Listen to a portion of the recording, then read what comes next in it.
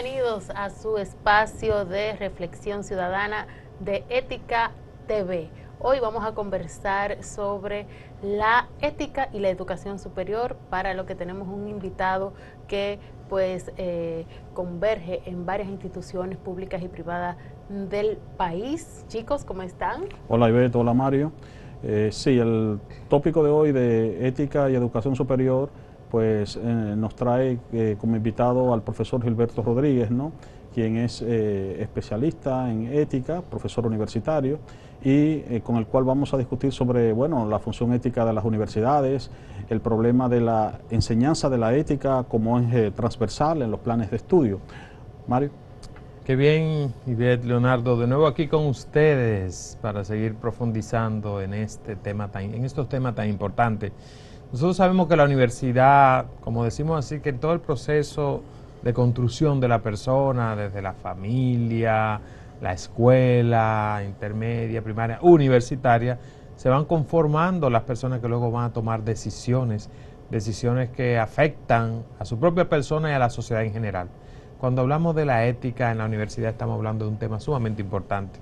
Desde allí comienzan los futuros profesionales a pensar sobre no solamente la ética de su profesión, para ver si cumplen con el fin para el cual está dando su profesión, sino también la responsabilidad que tienen frente al colectivo.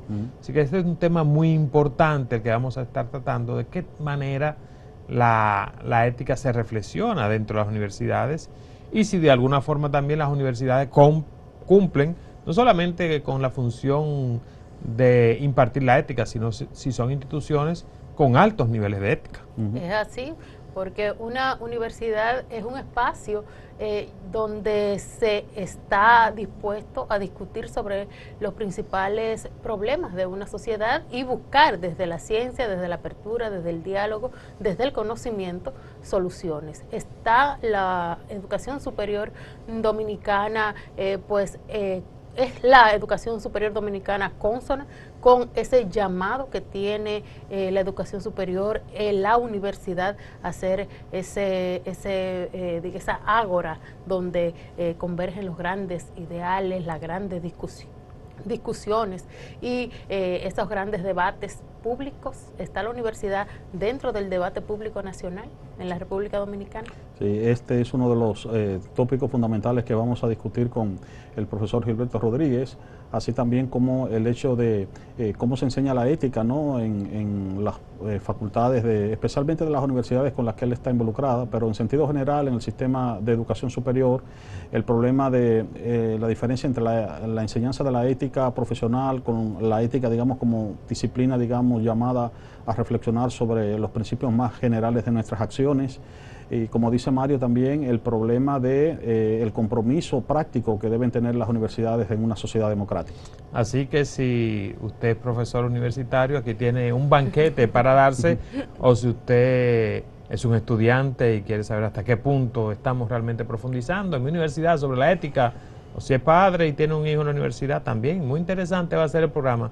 Así que no se aparte de ahí, continúe con nosotros en esta reflexión que vamos a tener en este día. Hacemos una pausa y volvemos en breve.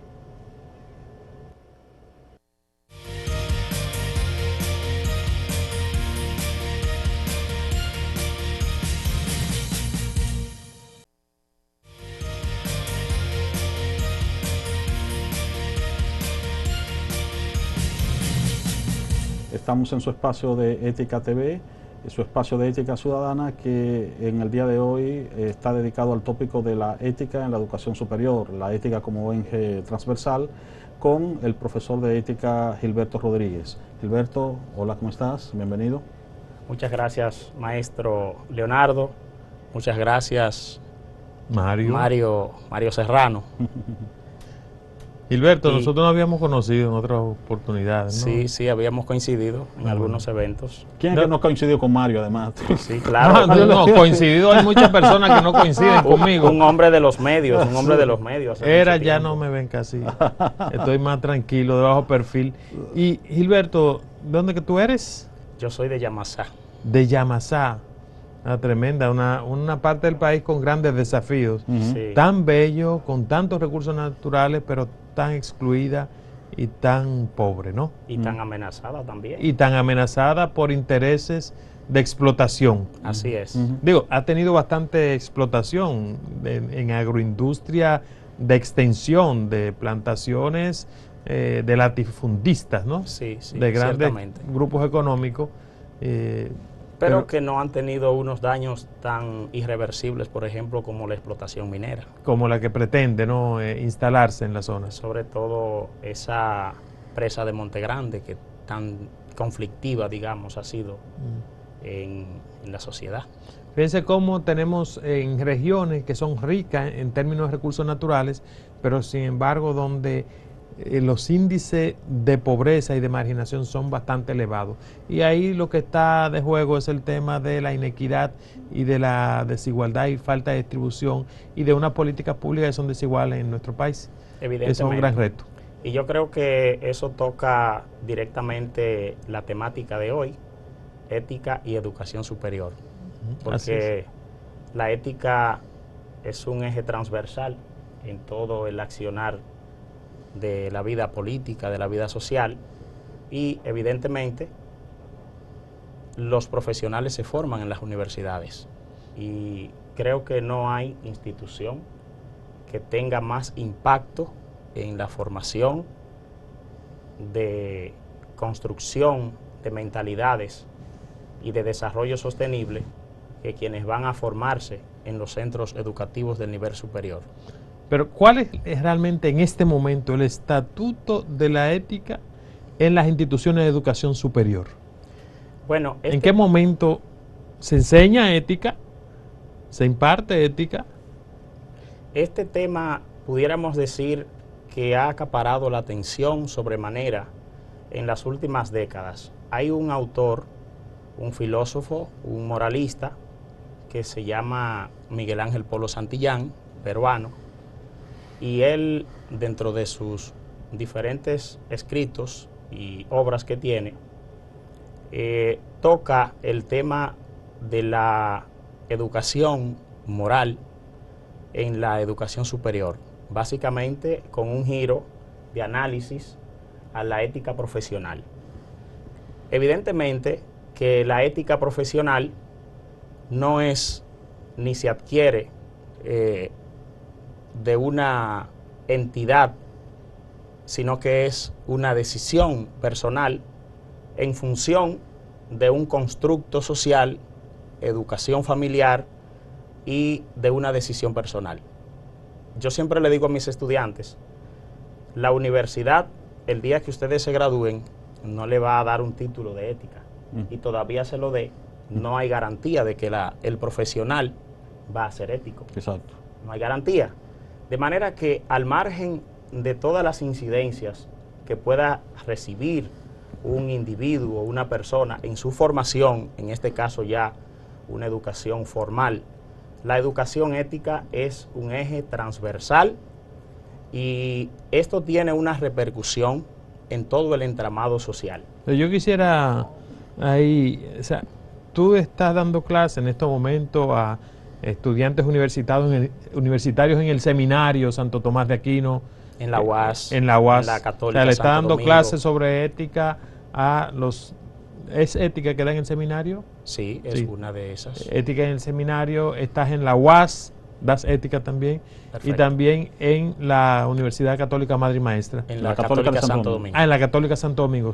Entonces, mi pregunta es, dentro del programa como Pensum, ¿está presente en cada una de estas, en el propedéutico, o ya en cada una de las carreras de por sí tienen una materia de ética dentro de su rama? Sí, quisiera un poquito que nos describa el lugar de la ética en los programas para luego ir avanzando en los otros puntos. Muy bien. Sí, en todas las carreras allá existe lo que es la ética profesional. A partir del año 2014, con la última revisión, o la penúltima. ¿Tú dices dónde? ¿En cuál de las universidades? En la Universidad Católica Santo Domingo. En la Católica Santo Domingo, ok, sí. En la penúltima revisión curricular que se hizo, la asignatura ética profesional se hizo troncal para todas las carreras. Ajá. Porque anteriormente se daba la ética, pero de alguna manera fragmentada, deslindada, en el sentido de que habían profesiones que tenían una ética específica, por ejemplo, ética periodística, ética de la contabilidad y la administración. Sí. Entonces la ética es transversal a cualquier profesional. Existen unos principios generales, como lo describe Augusto Hortal, como el principio de la honestidad, el principio de la equidad, el principio de justicia, el principio de autonomía, y esto es transversal a cualquier profesional, de manera que la universidad es el caldo, o debe ser, de mayor cultivo de una enseñanza troncal a todos los profesionales que son los que van a continuar dirigiendo los destinos de nuestro país. Debe ser, dice que debe ser en la actualidad, ¿es o no es? ¿Se está formando o no se están formando en ética? Se están formando, y yo digo que debe ser porque, como decía previamente, nada garantiza de que por la educación, por la formación que se le dé a los actuales estudiantes universitarios, pues cuando sean profesionales, entonces su comportamiento sea ético. Sí. Como tampoco hay garantía de que la educación que reciben los hijos de una familia honrada, pues eso vaya a repercutir en el comportamiento posterior de sus hijos. Ahora, cuando nosotros en el plano local hacemos una mirada y sin querer entrar en análisis de hechos que evidentemente la justicia tendrá que determinar si es cierto o no cada imputación que se hace, pero a cada persona que hoy día está siendo altamente cuestionado pasó por una universidad, se formó en una universidad, pasó por las aulas, a veces de universidades de mucho prestigio, de manera que no necesariamente haya garantía de que porque la universidad sea buena, tenga prestigio, enseñe valores, el egresado de esa academia necesariamente tenga un comportamiento que pueda refrendar con sus hechos, con sus buenas costumbres, con sus buenas prácticas, con sus buenos valores ciudadanos, que es lo que la sociedad siempre necesita, un comportamiento ético. Lo que tú acabas de decir tiene mucho que ver con algo que nosotros hemos insistido constantemente durante este programa desde que lo iniciamos. Y es el hecho de que la educación ética no es una educación intelectual, es decir, tú puedes adquirir intelectualmente lo que son los principios, digamos, éticos. Inclusive, por ejemplo, tú hablabas de la ética de las profesiones, que usualmente en las universidades tienen más que ver con los códigos normativos que rigen cada profesión, ¿no? Entonces, bueno, tú te puedes aprender eso de memoria, pero eso no significa que tú vas a vivir de acuerdo con esos principios. Tiene que ver el tú vivir con ellos de acuerdo con una interiorización, con un querer vivir de acuerdo con esos principios, con la formación de un carácter, y ahí donde se presenta entonces esa contradicción que tú has señalado de que una persona puede tener una educación, una alta educación, haber accesado, digamos, a esa información ética, pero no vivir éticamente, ¿no? Hay dos autores que secundan perfectamente eso que usted puede está acotando. Adela Cortina, esa filósofa española muy influyente, y también Antonio Peinador, lo mismo José Luis Fernández, también español. Y ellos analizan la ética como una parte, digamos, sustancial, esencial de cualquier profesión. Y pudiéramos interferir que en el análisis que hacen en varias de sus obras los tres autores, se puede deducir que la ética debe ser no solo un eje transversal, sino que determine la esencia del propio profesional, porque quedarías entonces, digamos que a medias. Un profesional, por más lúcido, por más brillante que sea, por más intelectual que sea, la ética no puede verse como un añadido, como un adicional, ni siquiera como un deseo. Sí. Es que debe ser algo troncal, porque de lo contrario entonces estaríamos ante un profesional de alguna manera inconcluso. Sí, o sea, un aspecto muy importante que tú has señalado, porque con frecuencia en la vida actual, cuando hablamos de reformas educativas, de modernizar la educación, usualmente solo pensamos en términos tecnocráticos, de aquello que es necesario para que los profesionales sean más competentes, inclusive para que sean más competitivos en el marco de una lógica del mercado, pero se olvida de que, bueno, esos tecnócratas van a vivir en sociedad, en convivencia con otros, y ahí entonces en esa relación con los otros deben existir una serie de valores que no están intrínsecos a la formación tecnocrática. Es decir, que tú puedes ser perfectamente un tecnócrata excelente, pero ser un individuo que no vive de acuerdo con unos principios mínimos de coexistencia ética, ¿no? De coexistencia.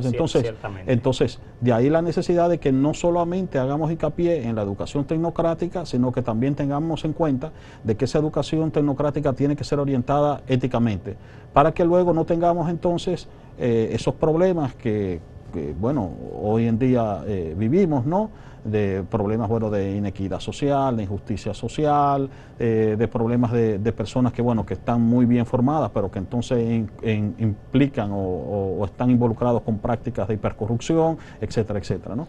Hay una parte, un poquito, porque tú decías, el profesional que no, de alguna manera, busca cumplir con la misión de esa profesión, que es, de nuevo, nosotros retomamos nuevamente al padre de la ética de una forma con Aristóteles, en esa búsqueda del fin de todos tendemos, las cosas tienden a un fin. Si el fin de tal y cual profesión del periodismo es la democracia, dar voz a los que no tienen voz, y entonces más bien, si por el contrario lo que hace es servir al poder o hacer de eso un negocio, entonces corrompe la profesión. Evidentemente. No es ni que llega a medias, sino que corrompe la profesión de la cual él se dice representante, que no es nada de representante. Y lo podemos poner, tú enseñas en el seminario, si el seminarista que tú le estás dando una clase de ética, sus valores luego no son democráticos, que hay muchos curas que son muy autoritarios. Entonces, corrompe a lo que está llamado a ser el ministerio. O sea, entonces no es que llega a un ministerio a media, es que corrompe el ministerio del sacerdocio. O si fuera contable y realmente no actúa correctamente, da cuenta de las cuentas, entonces corrompe la profesión como tal. Entonces hay un problema serio realmente cuando hablamos de éticas y profesión, porque realmente lo que podemos, no son profesionales que son representantes, son corruptores de esa profesión. Yo creo que se ha fragmentado, digamos, este concepto de la ideología de la ética profesional en dos grupos que han incidido en lo que nosotros vemos hoy y en estos tecnócratas a los que usted hacía referencia.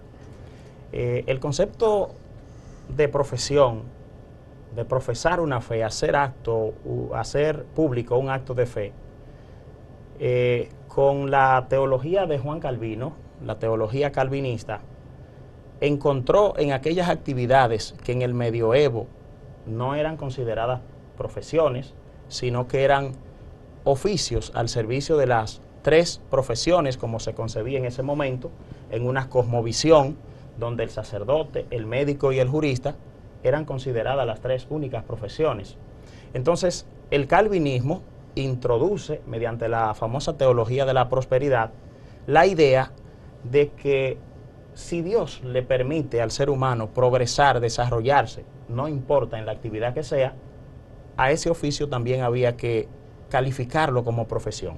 Luego entonces, esta frase que no se puede medir quizás el impacto positivo o negativo que haya tenido, pero el padre de la economía moderna, Adam Smith, con su frase laissez-faire, laissez-passer, dejar hacer, dejar pasar, también de alguna manera sirve de abono a esta idea de construir personas para la producción del mercado.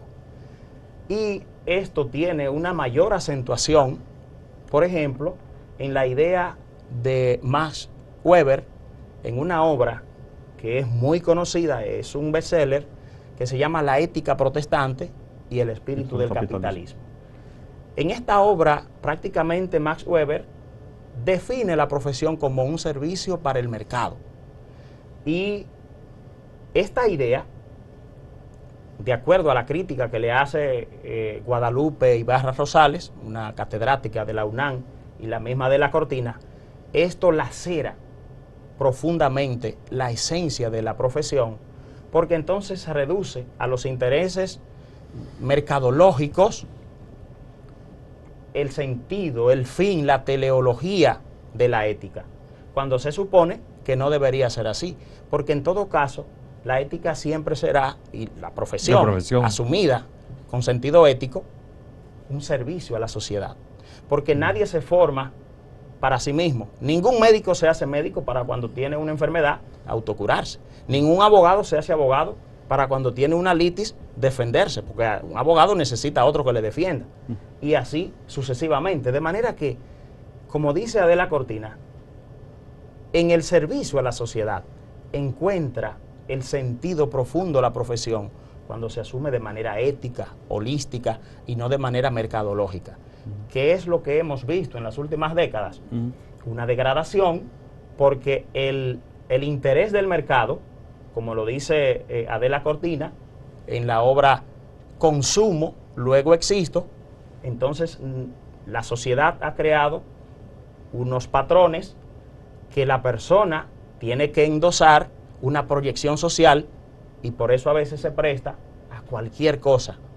Y eso en términos, cuando digamos que el fin y el horizonte de actuación está dado por un interés personal, pecuniario, de enriquecimiento.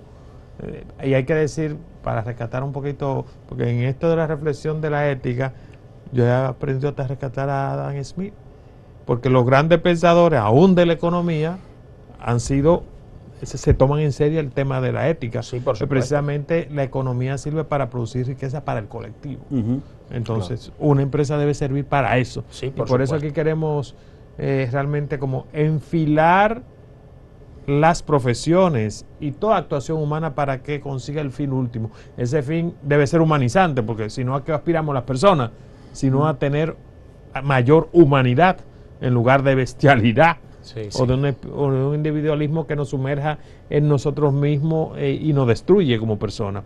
Entonces, aún hasta el Adam Smith, que fue un profesor de ética también, y que escribió, creo que la obra como Metafísica de los Sentimientos Morales, creo que es así, se tomó en serio realmente pensar que cada profesión, en este caso la economía, también tenía un horizonte ético, un servicio que prestar de mayor humanización.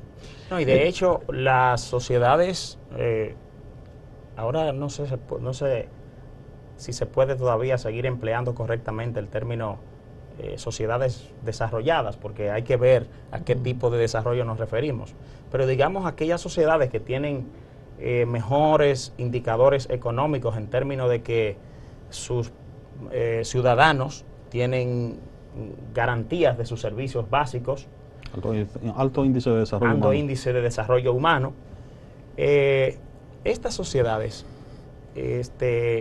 evidentemente que las empresas tienen un alto compromiso social. No solo es... Por lo menos deberían tenerlo. Sí. Por ejemplo, en muchos países latinoamericanos quizás ha sido más voraz el interés, digamos, empresarial, que en los países que han logrado una mayor distribución de sus riquezas, porque hay una concienciación también por parte de gran parte del empresariado, porque tampoco todos, en poner también parte de sus intereses y de sus bienes a ayudar a una sociedad mejor. Porque cuando hay una mejor distribución de las riquezas, hay más garantía de que haya seguridad ciudadana, de que el servicio de energía eléctrica pues sea más eficiente. O sea, a eso que tenemos que apostar. En contexto de equidad se asegura una mejor situación para todos y todas. Yo quisiera quizá en el próximo segmento, porque vamos a tomar una pausa, que podamos abordar no solamente el tema de lo que enseña sobre ética la universidad, sino lo que muestra la universidad como ejemplaridad de institución ética para que pueda atraer, porque a lo mejor te predican algo, pero tus actuaciones no señalan lo que tú enseñas. Vamos a verlo esto en el próximo segmento, no se vayan porque seguimos reflexionando sobre este tema.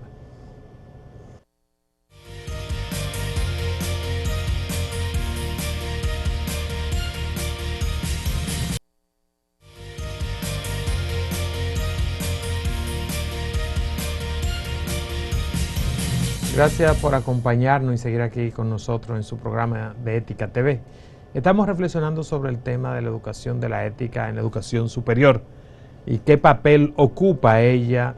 En el segmento anterior terminábamos con la pregunta, no solamente lo que tiene, si está dentro del pensum y si a todas las profesiones se imparte el tema de la ética de las profesiones, de cada una en particular, sino hasta qué punto las universidades también son entes con altos niveles éticos. Para ver si hoy día los jóvenes no solamente quieren discurso, sino quieren ejemplo. ¿Son realmente las universidades hoy día instituciones que ejemplarizan la ética o lo que predican? Bueno, esa es una pregunta muy difícil de contestar. De comprometedora, ¿no? Muy comprometedora.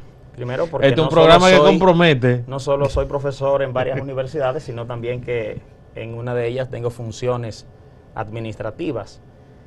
Pero bueno, yo creo... Además de que no son instituciones, digamos, aunque uno habla de instituciones, pero también... Son complejas. Son complejas, es decir, dentro de ellas habitan colectivos, individuos, y no, evidentemente no son homogéneos en sus ideas, comportamientos, etcétera, ¿no? Sí, y las universidades, como reciben personas, de alguna manera, de todos los estamentos sociales, porque puede ser una universidad digamos, costosa a nivel del crédito y de inscripción, pero puede tener estudiantes becados que venga de algún barrio muy pobre. Pero digamos, hablando de ese nivel en general, que sin mencionar, porque usted trabaja en 3 espacios superiores, no vamos a hacer en ninguno de ellos, y son diferentes. En general, tu apreciación. Sí. ¿Son en Dominicana las universidades instituciones con cierta ejemplaridad para la juventud que les están marcando un horizonte ético? Las universidades son un reflejo, un pequeño reflejo de la sociedad. Lo que hay en la sociedad lo hay en las universidades. Inclusive ha habido estudios que pueden contactar de que en universidades inclusive ha habido hasta puntos de drogas, de manera que son reflejos de la sociedad, como lo es la escuela también preuniversitaria, como lo son las familias. Entonces, como nosotros no podemos, pues no tenemos un barómetro o un aparato que podamos... Medidor de ética. Medir los valores humanos, porque a fin de cuentas nosotros hablamos del valor, de la justicia, del principio, de la equidad y todo eso, pero ¿cómo lo medimos? ¿Cómo lo sabemos? Aún reflexionándolo, haciendo una explicación magistral de ello, eso no se puede medir. Y lo mismo pudiéramos decir, ¿cómo andan las universidades en términos de la ética? Bueno, yo diría andan en la misma proporción de cómo anda la sociedad. Y como hacíamos referencia... Anda muy mal. Como hacíamos... Me vino a la mente eso, se va a dar... Como hacíamos relación al principio de que en las universidades allí se forman, allí se le da la educación, digamos, de un pensum, y que en ese pensum como eje transversal hay una asignatura que es ética, y que algunas, además de esa ética como asignatura básica, también por la propia naturaleza de la asignatura tiene una que sí contempla unos códigos deontológicos mucho más precisos. Pero al margen de eso, yo creo que las universidades cumplen un rol, un papel de educar, de al menos soñamos estar a la altura de los tiempos y de las exigencias de los tiempos, y no se le puede exigir a las universidades o censurar a las universidades que si la sociedad anda mal, entonces fue porque las sociedades no formaron en valores. No, yo quisiera más bien, retomando el es una crítica, digamos, que constructiva del horizonte, precisamente porque la ética, y nosotros insistimos mucho en este programa, no debe ser como un ejercicio de predicación sin el ejemplo, porque los jóvenes son los primeros que tienen una aberración a muchos discursos sin nada que se exprese en cómo tú actúas. Todo esto también de medir la ética, yo he estado trabajando en una serie de instrumentos del sistema de integridad que tiene que ver también, no solamente que tú tengas un comité de ética en la institución o que tú tengas un código de ética y tú hagas también unos informes de ética, sino hay una especie de auditorías éticas, en algunos países se da, o informes también de externos que miden hasta qué punto tú estás cumpliendo con aquello que te compromete éticamente. Por ejemplo, nosotros decimos que hay que respetar el medio ambiente, pero si en mi universidad no hay ningún programa medioambiental, ni proceso de reciclaje, ni vinculación de esa universidad con los problemas acuciantes de deterioro del medio ambiente, eso es discurso vacío. Participación, creemos en la participación, pero si en la universidad es autoritaria, vertical y no hay ningún espacio, ni diálogo de los estudiantes en la toma de decisiones del ambiente universitario, ni se fomenta los gremios estudiantiles, ni los profesores tienen una palabra en el pensum.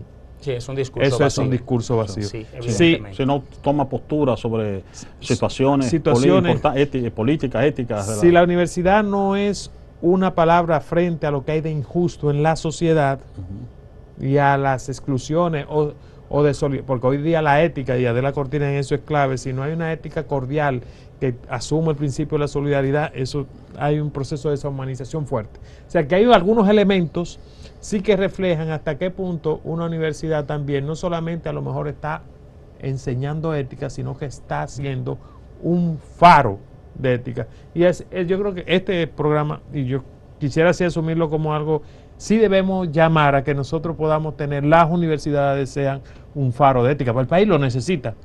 Y las universidades, como son el espacio también para ayudar a pensar, debe ser el espacio para ayudar a pensar, no solo para que diga lo que diga en la calle, o diga lo que el play, o donde el gran estadio que lleva gente, no, pero sí debe ser el centro de pensamiento y el faro de luz de alguna de las dimensiones que humanicen la sociedad. A eso me refiero, en el que hasta qué punto hoy las universidades dominicanas quizás tienen que retomar con más fortaleza eso para lo que ellas son. Yo creo que sí, en ese sentido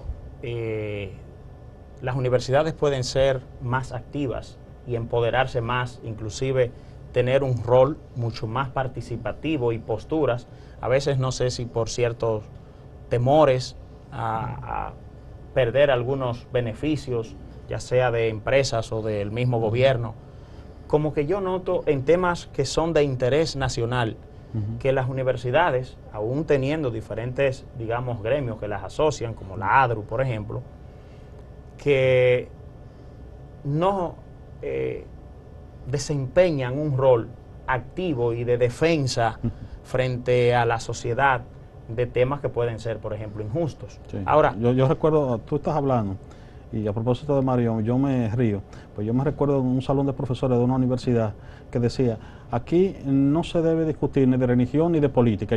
Cuando llegaba al salón de profesores veía eso, digo yo, y entonces, ¿de qué vamos a hablar en una universidad? Si no discutimos de ética, de religión, de política y religión en una universidad, ¿dónde que vamos a discutir de esos tópicos?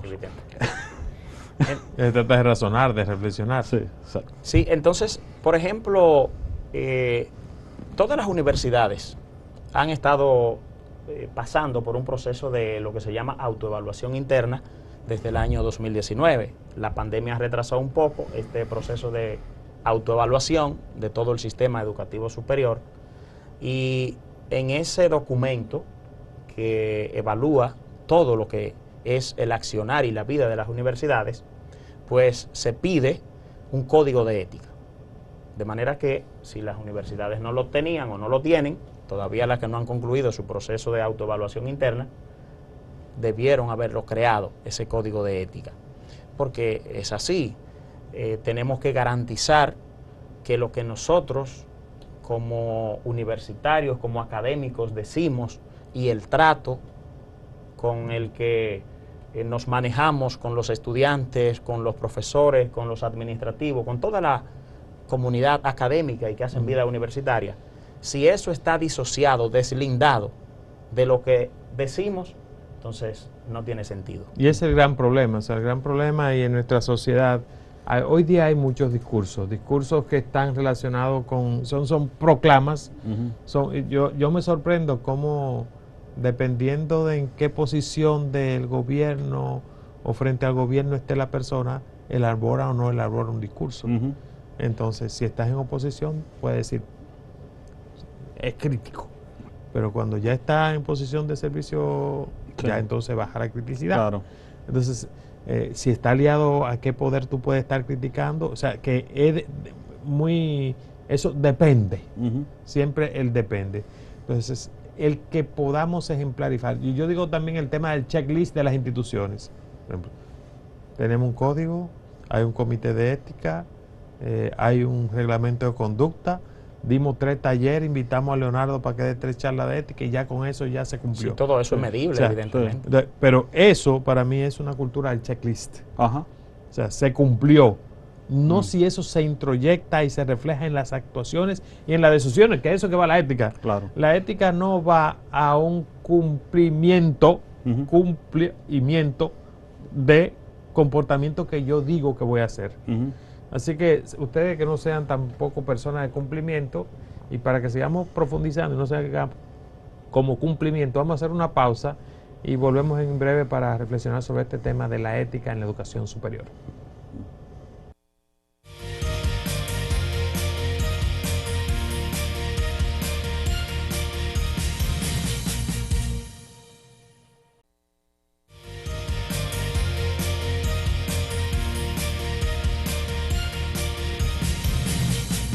Estamos en su espacio de Ética TV, su espacio de Ética Ciudadana, abordando el tópico de la ética en la educación superior con el profesor Gilberto Rodríguez.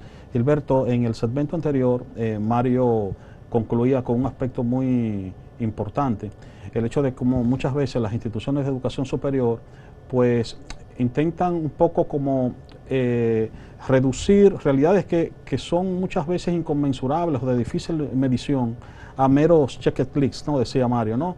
Entonces, bueno, vivimos en una cultura donde todo tiene que ser medido.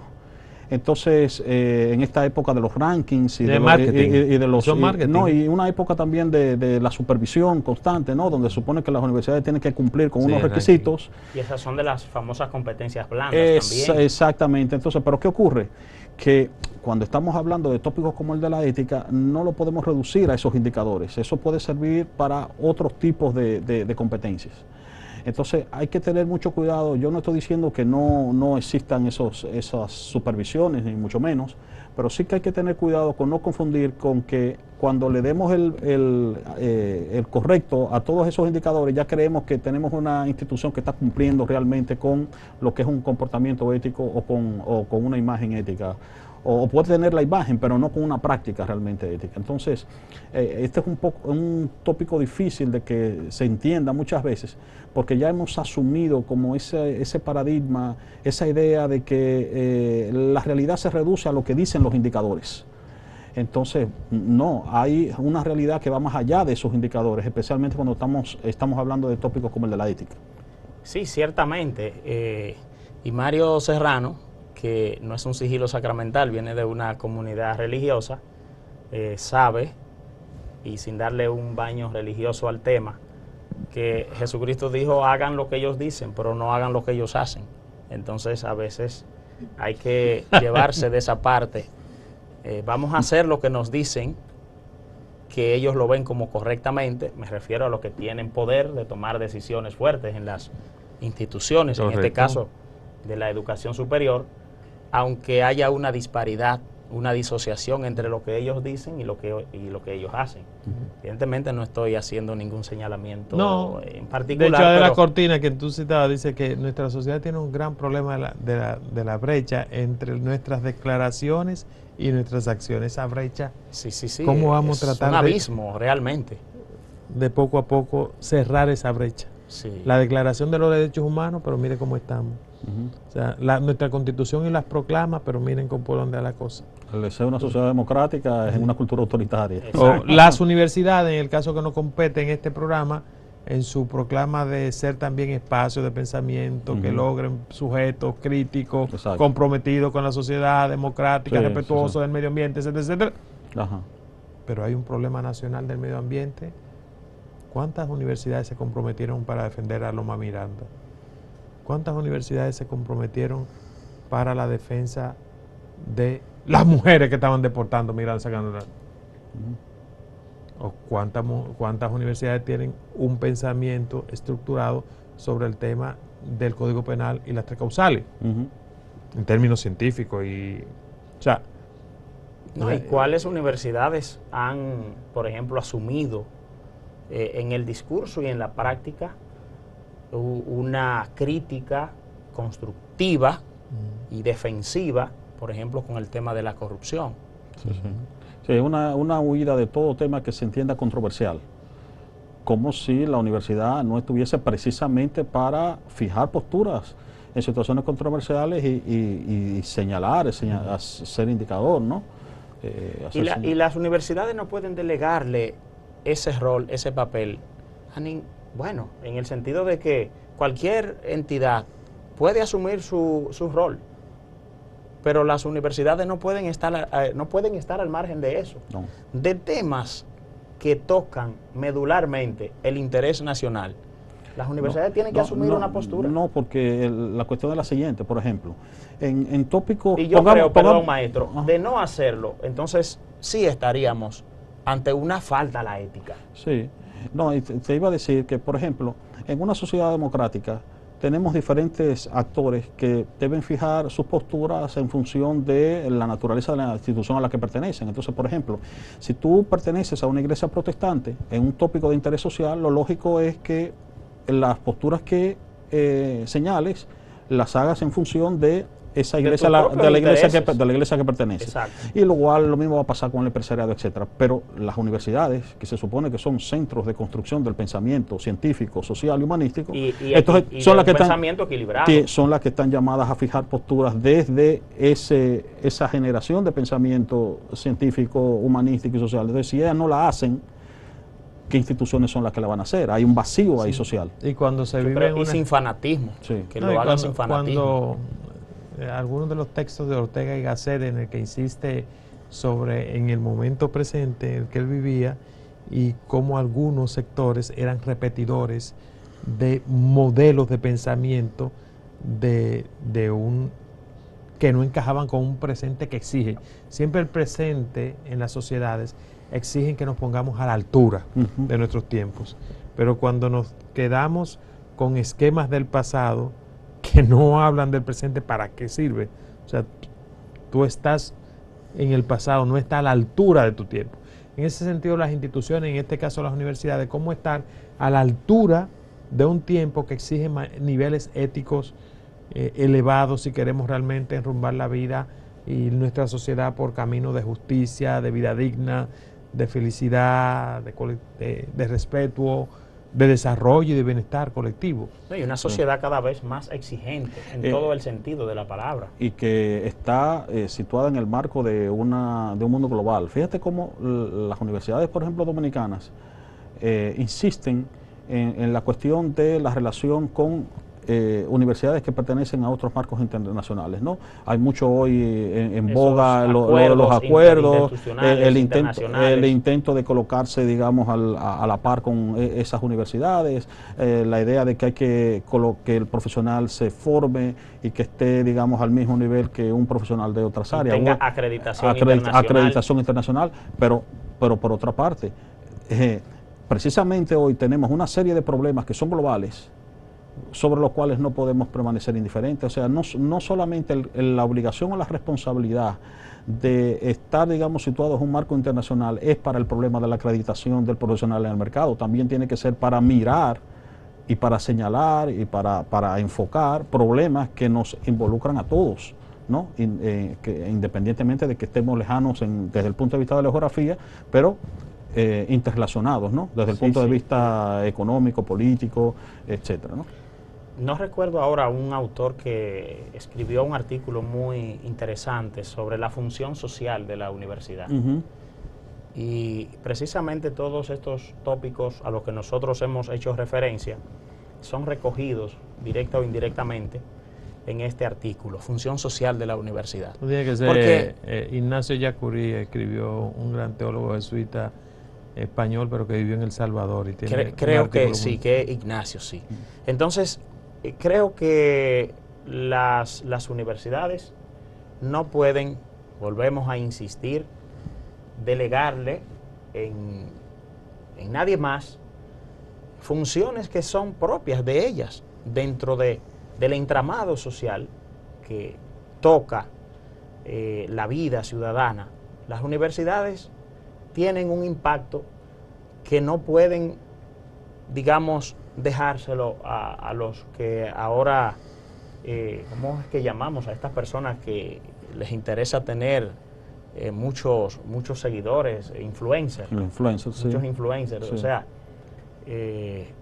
tenemos que replantearnos desde la universidad, en función de la misión social, ¿qué están haciendo las universidades? ¿Se están quedando de brazos cruzados, solamente limitándose a ofrecer una oferta académica? ¿O las universidades tienen un compromiso más allá que agotar un pensum a los estudiantes de las carreras que vayan a cursar estudios allí? No sé, puede ser que yo lo que veo es un poco, quizás simplificando, hay una especie como de fábrica de titulaciones para algo que decía Leonardo, para el mercado, o sea, para el mercado, no necesariamente para la construcción de un ciudadano crítico que piensa, que problematiza, que busca solucionar problemas serios, que replantea y se pone a la altura de nuestros tiempos. Entonces, ¿hasta qué punto? Eso es un desafío. No tenemos la solución, pero debemos colocar sobre la mesa que ese es un gran desafío y al cual debemos seguir pensando de manera colectiva y no asentarnos sobre esta especie como de espacio de tranquilidad y de beneficio, que es muy bien, o sea, una zona de confort. Es una zona de confort que tú no te peleas con el poder, ni te peleas con el mercado, ni te peleas con quienes te financian. Entonces, claro, tú entonces no cuestionas, no innova, no desafía, no te abre a lo nuevo. Pero esa neutralidad, esa inercia, yo creo que eso es una irresponsabilidad, si se quiere, indirecta. Es una irresponsabilidad porque el que no asume postura nunca enseña sus colmillos. Entonces, quiero estar bien con el empresariado, quiero estar bien con el gobierno y nunca asumo una postura que quizás como academia debería asumirla para decir, y estamos en el mundo de las confrontaciones de las ideas. No estoy de acuerdo con esto, considero que esa decisión sobre temas, por ejemplo, que ha estado sobre el tapete ahora, esto del fideicomiso con Punta Catalina. Las universidades no pueden estar al margen de eso. Alguien tiene, con cierta autoridad en las universidades, tiene que hablar.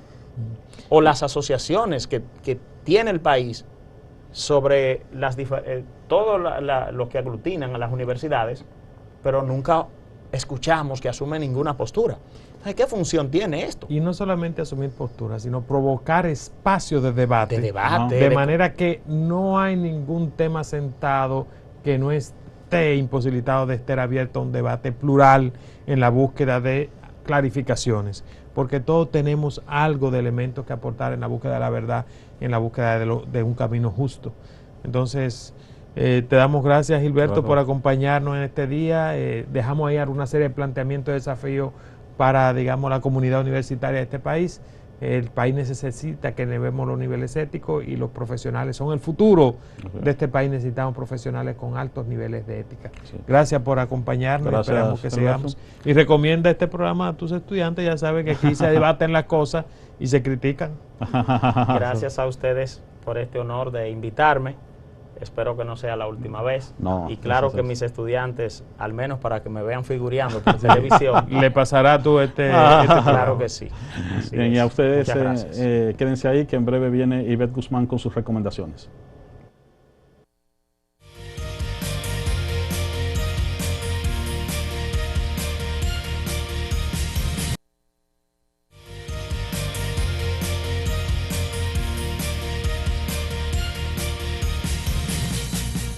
Llegamos al segmento de la recomendación ética de la semana y hoy le traemos una película para chuparse los dedos. No se la pierdan, búsquenla, que está de manera gratuita en internet y se llama La Ola, un film alemán inspirado en los sucesos que tuvieron lugar en el 1967, cuando tras 5 días de experimentos el profesor de historia Ron Jones tuvo que interrumpir el proyecto La Tercera Ola, con el que pretendía demostrar a sus alumnos de la escuela Cubberley de Palo Alto, en California, la dimensión real y los peligros de la autocracia. Obtuvo el resultado contrario. En el 1981, el escritor estadounidense Todd Strasser narró en su libro The Wave, bajo el seudónimo de Morton Crew, los hechos que ahora recupera el director Dennis Hansel en clave de thriller, ubicando los hechos de Alemania en la época actual. El filme obtuvo un gran éxito en el Festival de Sundance y consiguió erigirse como el líder de taquilla en Alemania cuando fue estrenado. Uno de sus fundamentos, uno de los grandes fundamentos de la didáctica como disciplina, como ciencia, es que el profesor debe intentar que los alumnos se inicien en el pensamiento y comportamiento de los procesos de solución de problemas y, al resolverlos, alcance los esquemas de acción, las operaciones y los conceptos que deben aprender. Para ello es importante proporcionar a los estudiantes un instrumental de herramientas preparadas para ser aplicadas y ponerles en situación de hacer uso de cada una de ellas. Aprender a aprender, en el caso que nos refiere a la película La Ola, el profesor olvidó que para ello debe conocer el desarrollo de los procesos de aprendizaje, tanto teórica como prácticamente, y a pesar de su intención fue hacer vivir a los alumnos una situación, no tuvo él la sensibilidad suficiente para detectar que en algunas fases del proceso el asunto se les fue de las manos. Ficha técnica, básicamente La Ola, una película de Die Well, se estrena en el 2008 en Alemania, tiene unos 108 minutos, bajo la dirección de Dennis Hansel y el guión también por su mismo director, basado, como dijimos anteriormente, en el relato corto de William Ron Jones. Así que no se pierdan esta maravillosa película donde se deja en claro que la postura del maestro es una acción ejemplarizante para sus alumnos. Un maestro puede causar paz, puede causar aburrimiento, puede causar abulia, pero puede iniciar grandes revoluciones, sobre todo en las mentes de sus estudiantes. La Ola es una película que redimensiona el poder que tiene la didáctica y el poder que tiene el pensamiento y el que tiene la discusión en la educación superior. Un aula y un buen profesor son suficientes para crear sociedades críticas, para crear sociedades con un pensamiento que ayude a solucionar los problemas neurálgicos de esas comunidades. Con esta y otras recomendaciones nos despedimos esta vez de sus recomendación ética de la semana y los invitamos a que comenten debajo qué temas les gustaría tratar, qué opinan de estos temas que hemos trabajado, para nosotros entonces comentarlos y darle vida a las voces de ustedes dentro de nuestro espacio. Será hasta un próximo de Ética TV. Muchísimas gracias y hasta entonces.